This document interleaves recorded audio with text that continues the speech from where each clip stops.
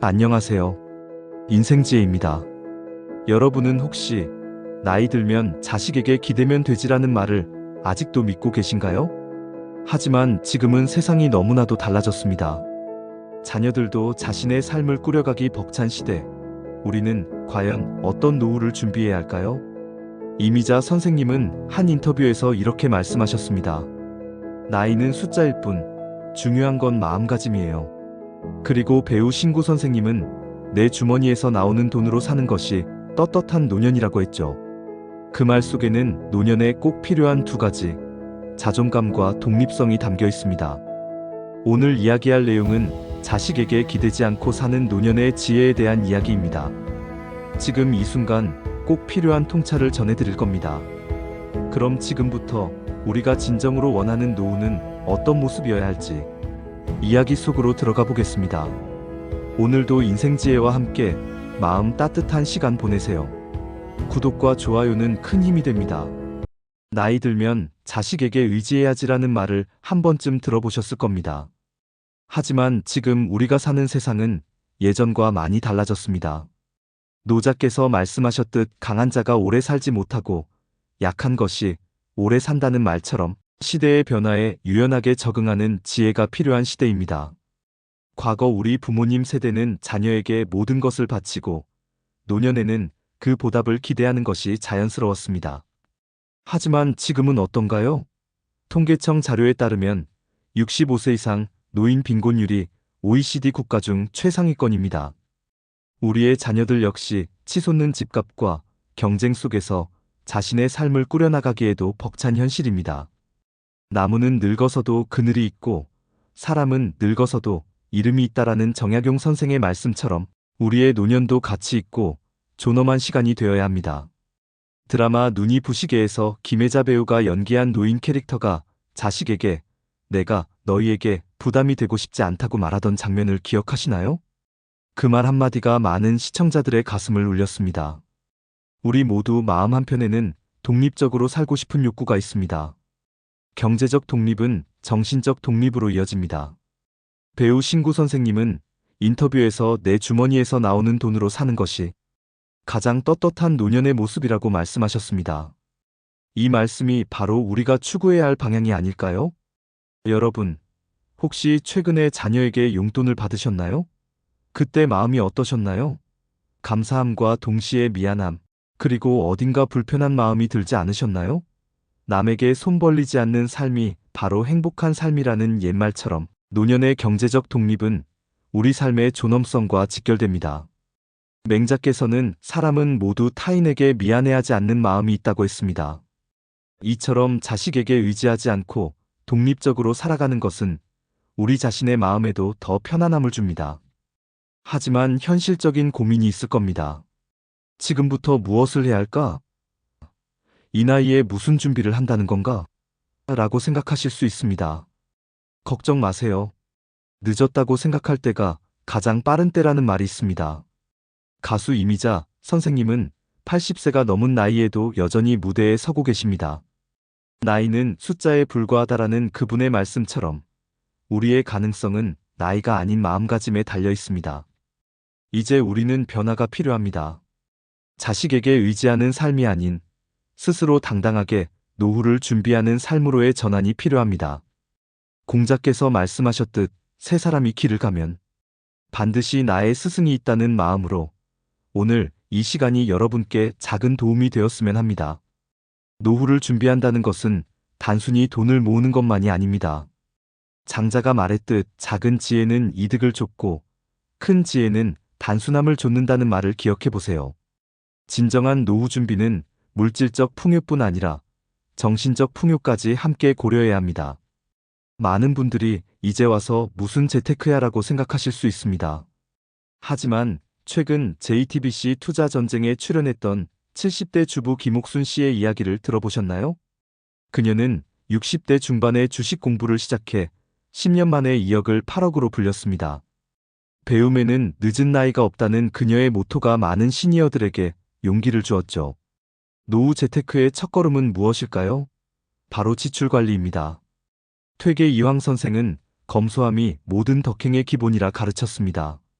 매달 고정 지출을 분석하고 불필요한 지출을 줄이는 작은 실천이 모여 큰 차이를 만듭니다. 두 번째는 안정적인 수입원 확보입니다. 국민연금은 기본이고 개인연금이나 주택연금 같은 추가적인 연금 상품을 검토해 보세요. 하루의 소득으로 하루를 살지 말고 평생의 소득으로 평생을 살라는 실학자 유수원의 가르침을 떠올려 봅니다. 세 번째는 소액 분산 투자입니다. 모든 달걀을 한 바구니에 담지 말라는 격언처럼 예금, 적금, 채권, 펀드 등 다양한 금융상품에 분산 투자하는 것이 중요합니다. 배우 김영옥 선생님은 한 예능 프로그램에서 나는 돈을 세 군데로 나눠서 관리한다고 조언했습니다. 안전자산, 중위험 자산, 그리고 소액의 고위험 자산으로 나누는 방식이죠. 하지만 경제적 준비만큼 중요한 것이 바로 건강관리입니다. 공자께서는 덕이 있는 사람은 오래 산다고 하셨지만 현대의학에서는 관리하는 사람이 오래 산다고 말합니다. 매일 30분씩 걷기, 규칙적인 식사, 정기검진은 기본입니다. 가수 이미자 선생님은 80대 후반까지 활발히 활동하는 비결로 매일 아침 스트레칭과 가벼운 근력 운동을 꼽았습니다. 건강은 돈으로 살 수 없는 최고의 자산입니다.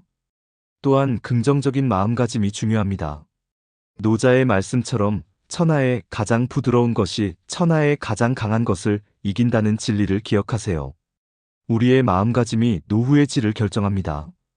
걱정할 것과 걱정하지 말아야 할 것을 구분하는 지혜가 필요합니다. 이것은 스토아 철학자 에픽테토스의 가르침이기도 하지만 우리 조상들도 걱정해서 늙는다는 말을 통해 같은 지혜를 전했습니다. 방송인 김병조 선생은 매일 감사일기를 쓰는 것으로 유명합니다. 감사함을 느끼는 순간 행복이 찾아온다는 그의 말처럼 매일 작은 것에 감사하는 습관이 마음의 평화를 가져옵니다. 의미 있는 취미 생활도 중요합니다. 작가 박완서 선생님은 50대에 글쓰기를 시작해 한국 문학의 큰 별이 되셨습니다. 늦게 피는 꽃이 더 오래 간다는 그녀의 말씀은 많은 시니어들에게 영감을 줍니다. 새로운 것을 배우는 것도 좋은 방법입니다. 뇌과학자들은 새로운 기술이나 언어를 배우면 치매 예방에도 효과적이라고 말합니다. 실제로 배우 김영옥 선생님은 70대에 스마트폰 사용법을 독학하셨고 지금은 SNS까지 능숙하게 다루십니다. 또한 사회적 관계를 유지하는 것도 중요합니다. 맹자는 친구가 있어야 인생이 즐겁다고 했습니다. 독거노인의 우울증 비율이 높은 이유는 사회적 고립과 깊은 관련이 있습니다. 지역 복지관의 동아리 활동이나 봉사활동에 참여해보세요. 스스로 가치 있는 일을 찾는 것도 중요합니다. 드라마 디어 마이 프렌즈에서 고두심 배우가 연기한 캐릭터처럼 나이가 들어도 사회에 기여할 수 있는 일을 찾는 것은 삶의 보람을 줍니다. 실제로 많은 시니어들이 실버 강사, 공공시설 안내원, 학교 보조교사 등으로 제2의 인생을 시작하고 있습니다.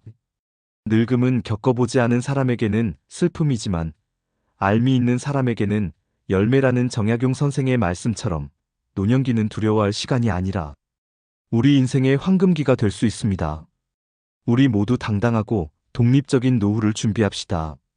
그것이 우리 자신을 위한 것일 뿐만 아니라 우리 자녀들에게도 진정한 선물이 될 것입니다. 노후를 준비하는 과정에서 우리는 많은 도전과 시련을 마주하게 됩니다. 하지만 공자께서 말씀하셨듯 지혜로운 사람은 난관 속에서도 기회를 찾고 어리석은 사람은 기회 속에서도 난관을 만든다는 가르침을 기억해야 합니다. 많은 분들이 이미 늦었다고 생각하실 수 있습니다. 하지만 드라마 나의 아저씨에서 이지은이 연기한 이지안의 대사처럼 늦었다고 생각할 때가 진짜 늦은 게 아니라 포기했을 때가 진짜 늦은 거예요. 지금 시작하는 것이 가장 빠른 길입니다. 첫 번째 시련은 바로 자녀와의 관계의 재설정입니다. 우리는 평생 자녀를 위해 살아왔습니다. 하지만 이제는 건강한 거리감을 유지할 때입니다. 장자는 자연의 이치는 집착하지 않음에 있다고 했습니다. 자녀에 대한 지나친 기대와 집착을 내려놓을 때 진정한 자유와 평화가 찾아옵니다. 배우 신구 선생님은 인터뷰에서 자식들에게 너희 인생은 너희 것이니 각자의 길을 가라고 얘기했다며 그렇게 말하고 나니 오히려 마음이 편해졌다고 고백했습니다. 자녀의 삶에 지나치게 개입하지 않는 것이 서로를 위한 길입니다. 두 번째 시련은 경제적 현실과의 대면입니다. 조선 후기 실학자 유영원은 살림살이의 원칙은 수입 내에서 지출하는 것이라 했습니다. 은퇴 후 소득이 줄어드는 것은 자연스러운 일입니다. 이를 인정하고 생활 패턴을 조정해야 합니다. 노인 빈곤율이 OECD 국가 중 가장 높은 한국에서 자식에게 의지하지 않고 경제적 독립을 이루는 것은 결코 쉬운 일이 아닙니다. 하지만 불가능한 일도 아닙니다. 유명 경제학자 김난도 교수는 노년의 경제력은 20대부터의 준비가 아니라 지금부터의 변화에서 시작된다고 조언합니다. 세 번째 시련은 외로움입니다. 공자는 덕이 있는 사람은 결코 외롭지 않다고 했지만 현대 사회에서 노인 고독은 심각한 문제입니다. 배우자와의 사별, 친구들의 별세, 자녀들의 독립은 우리의 사회적 관계망을 축소시킵니다. 방송인 김재동 씨는 한 프로그램에서 어머니가 마을 노인정에 가게 된 계기는 텃밭 가꾸기 모임이었다며 공통 관심사로 맺어진 인연의 중요성을 강조했습니다. 새로운 취미와 관심사를 통해 새로운 인연을 맺어보세요. 네 번째 시련은 건강 문제입니다. 노자는 병이 들었음을 아는 것이 병들지 않은 것이라 했습니다. 건강 문제를 미리 예방하고 관리하는 것이 중요합니다. 배우 신성일 선생님은 생전에 젊었을 때 건강관리를 소홀히 한 것이 가장 후회된다고 고백하셨습니다. 국민건강보험공단에 따르면 65세 이상 노인 의료비가 전체 의료비의 40%를 차지합니다. 평소 건강관리와 예방검진으로 의료비 부담을 줄이는 지혜가 필요합니다. 다섯 번째 시련은 부정적 감정과의 싸움입니다. 방송인 김혜자 선생님은 에세이에서 노년의 가장 무서운 것은 분노와 원망이라며 감사함을 잃지 않는 것이 행복의 비결이라고 말했습니다. 장자는 물고기는 물에 있어도 물을 의식하지 않는다고 했습니다. 우리도 일상의 소소한 행복들을 당연하게 여기지 말고 감사하는 마음을 키워야 합니다. 매일 감사일기를 써보세요. 작은 것에 감사할 줄 아는 사람이 진정한 부자입니다. 이러한 시련들을 극복하기 위해서는 구체적인 행동 계획이 필요합니다. 우선 소소한 일자리를 찾아보세요. 노인 일자리 창출 사업이나 시니어 인턴십 프로그램에 참여하는 것도 좋은 방법입니다. 배우 오현경 씨는 어머니가 아파트 택배 관리 일을 시작한 후 활력을 되찾으셨다고 전했습니다. 다음으로 공공복지 혜택을 적극 활용하세요. 기초연금, 노인 일자리 사업, 노인 맞춤 돌봄 서비스 등 다양한 복지 정책이 있습니다. 철학자 노자가 말한 약한 것이 강한 것을 이긴다는 말처럼 때로는 도움을 청하는 것도 지혜입니다. 셋째, 평생 교육에 참여하세요. 가수이자 배우인 이승기는 한 인터뷰에서 할아버지가 70세에 컴퓨터 학원에 다니기 시작해서 지금은 유튜브에서 영상 편집까지 하신다고 자랑했습니다. 배움에는 끝이 없습니다. 넷째, 자산 재구성을 고려해보세요. 큰 집에 혼자 산다면 다운사이징을 통해 여유 자금을 마련하는 것도 방법입니다. 실학자 정약용은 사치를 줄이는 것이 부를 늘리는 것보다 낫다고 했습니다. 마지막으로 미리 준비하는 이별도 중요합니다. 우리 모두는 언젠가 이 세상을 떠납니다. 드라마 디어 마이 프렌즈에서 고두심 배우가 연기한 캐릭터처럼 자신의 장례식을 미리 계획하고 유언장을 작성하는 것은 남은 가족들에게 큰 선물이 됩니다. 이러한 시련과 도전들을 하나씩 극복해 나갈 때 우리는 진정한 독립과 자유를 경험하게 됩니다. 노년을 두려워하지 마세요. 그것은 우리 인생의 새로운 장이며 또 다른 시작입니다. 모든 시련을 이겨내고 도착하는 곳은 바로 깨달음의 순간입니다. 공자께서는 60세가 되어서야 비로소 귀가 순해진다고 하셨습니다. 이는 인생의 모든 소리를 편견 없이 받아들이게 된다는 의미로 진정한 지혜가 찾아오는 시기가 바로 노년이라는 것을 말합니다. 드라마 우리들의 블루스에서 김혜자 배우가 연기한 할머니 캐릭터의 명대사처럼 사람은 나이 들수록 더 단순해져야 해. 복잡하게 생각하면 그만큼 불행해지니까. 라는 깨달음에 도달하게 됩니다. 첫 번째 깨달음은 자식에게 의지하지 않는 삶의 자유로움입니다. 배우 윤여정 선생님은 한 인터뷰에서 자식에게 의지하지 않으니 내 마음대로 살 수 있어 행복하다고 말씀하셨습니다. 경제적으로나 정서적으로 독립했을 때 비로소 진정한 자유를 느낄 수 있습니다. 두 번째 깨달음은 작은 것에서 오는 행복입니다. 노자는 만족할 줄 알면 언제나 행복하다고 했습니다. 방송인 이경규 씨는 부모님이 은퇴 후 시골로 내려가 텃밭을 가꾸며 도시에서 누리던 편리함이 없어도 더 행복해 보인다고 전했습니다. 세 번째 깨달음은 지금 이 순간의 소중함입니다. 장자는 인생은 꿈과 같다고 했습니다. 배우 김영옥 선생님은 90세가 넘은 나이에도 여전히 연기 활동을 하며 오늘 하루하루가 선물이라고 생각하고 산다고 말씀하셨습니다. 이러한 깨달음을 얻으면 우리의 삶은 어떻게 변화할까요? 먼저, 더 단순하고 가벼운 삶을 살게 됩니다. 필요 없는 물건들을 정리하고 정말 중요한 것만 남기는 미니멀리즘적 삶은 노년의 큰 지혜입니다. 한국의 정리 컨설턴트 윤선현 씨는 물건을 비우면 마음도 비워진다고 조언합니다. 두 번째로 감사하는 마음이 커집니다. 조정래 작가는 에세이에서 나이 들수록 감사할 것이 더 많아진다고 썼습니다. 아침에 눈을 뜨는 것, 가족의 안부를 확인하는 것, 맛있는 음식을 먹는 것 등 일상의 작은 일들에 감사하게 됩니다. 세 번째로 현재에 충실한 삶을 살게 됩니다. 과거를 후회하거나 미래를 지나치게 걱정하지 않고 지금 이 순간에 집중하는 삶이야말로 진정한 행복의 비결입니다. 가수 조용필 선생님은 70대에도 변함없는 열정으로 무대에 서며 내일을 걱정하기보다 오늘 최선을 다한다고 말씀하셨습니다. 네 번째로 나눔의 기쁨을 알게 됩니다. 유한양행의 창업자 유일한 박사는 가장 보람 있는 일은 남을 돕는 일이라는 말을 남겼습니다. 작은 돈이라도 정기적으로 기부하거나 시간과 재능을 나누는 봉사활동은 노년의 삶을 더욱 풍요롭게 합니다. 다섯 번째로 자연과의 조화를 이루게 됩니다. 노자는 인간은 땅을 본받고 땅은 하늘을 본받고 하늘은 돌을 본받고 도는 자연을 본받는다고 했습니다.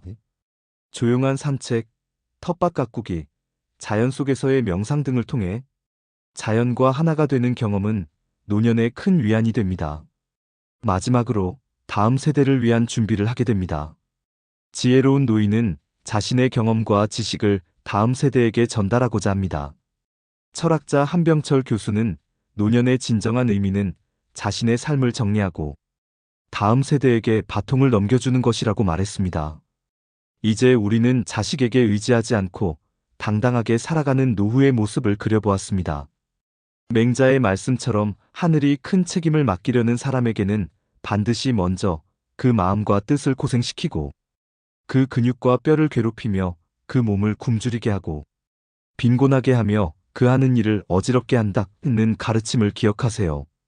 우리가 지금 겪는 시련들은 모두 더 나은 내일을 위한 준비일 수 있습니다. 드라마 미생의 명대사처럼 아직 살아있다면 아직 끝난 게 아니다라는 말을 기억하세요. 지금부터 시작해도 결코 늦지 않습니다. 노후는 인생의 황금기가 될 수 있습니다. 자식에게 의지하지 않고 당당하게 살아가는 그 모습이야말로 우리 자녀들에게 줄 수 있는 가장 아름다운 선물일 것입니다. 노자의 말씀처럼 천리길도 한 걸음부터입니다. 오늘 이 순간부터 한 걸음씩 나아가시길 바랍니다. 여러분의 노후가 더욱 당당하고 행복하기를 진심으로 응원합니다.